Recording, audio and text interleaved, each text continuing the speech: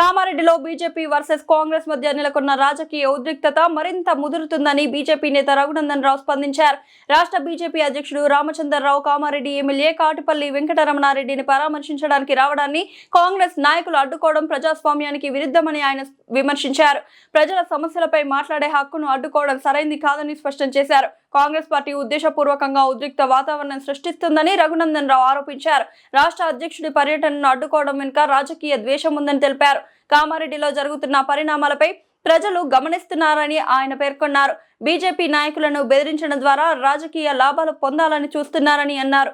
BJP నాయకులను భయపెట్టాలని చూస్తే ఊరుకునే ప్రసక్తే లేదని తెలిపారు. ప్రజాస్వామ్యంలో ప్రతి పార్టీకి తన అభిప్రాయం చెప్పే హక్కు ఉంటుందని గుర్తు చేశారు. బీజేపీ కార్యకర్తలు శాంతియుతంగా ప్రజలతో కలిసి ముందుకు సాగుతారని స్పష్టం చేశారు. కామారెడ్డిలో జరిగిన ఈ ఘటనపై రాష్ట్ర స్థాయిలో పోరాటం కొనసాగుతుందని తెలిపారు.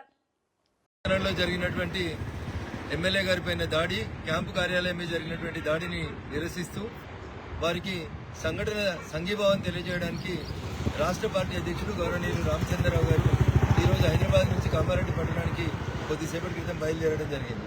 ప్రజాస్వామ్యంలో ఒక పార్టీకి సంబంధించినటువంటి ఎమ్మెల్యే పైన జరిగినటువంటి దాడిని ఆ పార్టీ రాష్ట్ర శాఖ అధ్యక్షులు పరామర్శించి సంఘీభావం తెలపడానికి పోతా ఉంటే తెలంగాణ పోలీసులు వారిని మార్గ మధ్యంలో అరెస్ట్ చేసి బొల్లారం పోలీస్ స్టేషన్ లోపల నిర్బంధించడం అనేది బాధాకరం.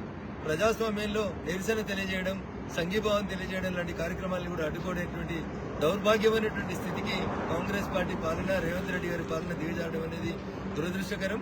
రాష్ట్ర పార్టీ అధ్యక్షుడు రామచంద్రరావు గారికి ఎస్కార్ట్ ఇచ్చి కామారెడ్డి ఎమ్మెల్యే గారిని పరామర్శించడానికి పోలీసులు సహకరించాలి తప్ప పరామర్శించడానికి వెళ్తున్నటువంటి రాష్ట్ర పార్టీ అధ్యక్షుడు కేంద్రంలో అధికారంలో ఉన్నటువంటి ఒక జాతీయ పార్టీ అధ్యక్షుని ఈ రకంగా నిర్బంధించడం అనేది దురదృష్టకరం.